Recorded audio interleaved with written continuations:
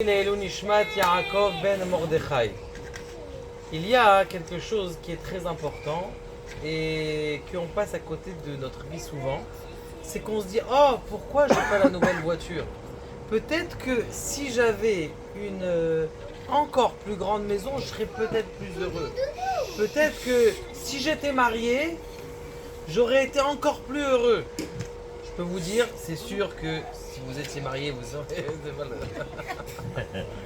J'aurais su. Les gens, ils croient que s'ils auraient eu quelque chose qui est encore plus, ils auraient été plus contents. Est-ce que on a une preuve pour le contraire? On a une preuve qui est claire contre le contraire. Qui était l'homme le plus heureux du monde a priori? Adam Arishon. Adam Arishon, il était au Gan Eden. Il n'avait pas de belle-mère, donc comme ça, il n'y avait pas de problème. D'accord? Il était avec la femme la plus belle du monde, puisque c'était l'œuvre d'Akadosh Baruch Hu. Il était dans l'endroit le plus idyllique du monde. Donc maintenant, forcément, c'était l'homme le plus heureux du monde. Et l'homme le plus heureux du monde, qu'est-ce qu'il fait? Il dit, ah là là, il y a un arbre là-bas. Il avait toute la terre entière, toute la terre. Il y a un arbre là-bas qui est bizarre. Ça veut dire quelque chose d'extraordinaire. Ça veut dire que l'homme, il n'est jamais satisfait de ce qu'il a. Mais sache une chose qui est très importante et qu'un homme, il doit se dire tous les jours. La femme que tu as, c'est la meilleure du monde pour toi.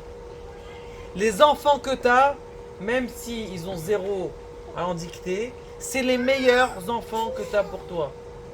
La situation familiale que tu as, avec un père qui est arraché et une mère qui est, je veux pas dire autre chose, eh bien c'est la meilleure pour toi.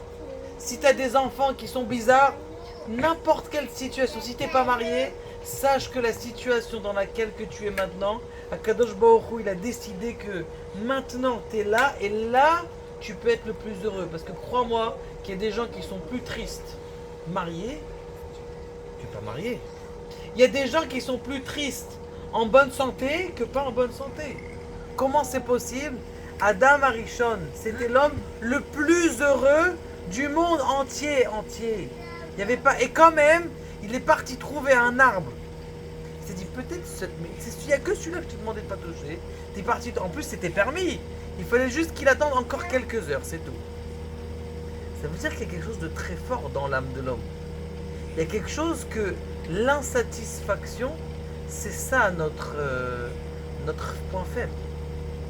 Mais si quelqu'un, ce qu'il a, il sait exactement la voiture avec les numéros d'immatriculation, ils sont exactement pour toi, mon frère. Si tu sais qu'on t'a donné exactement les parents qui t'aiment comme ça, les enfants exactement, la femme exactement que tu as, avec les mensurations un peu trop élevées à ton goût, et pas assez bien maquillé, et pas assez... Ce qu'Akadosh Baruch Hu il t'a donné, sache que c'est exactement ce que tu as besoin pour toi. Mais l'homme, il se dit non, il y a un arbre là-bas, dans le coin. Il y avait un monde entier, Ribono Shel Olam.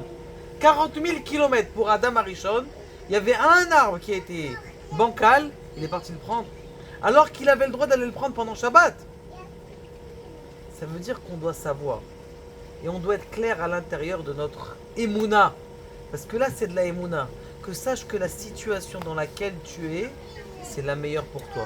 Mais attends, c'est pas possible. Regarde, je suis malade. J'arrive pas à avancer, j'arrive pas à courir, j'arrive pas à faire des choses.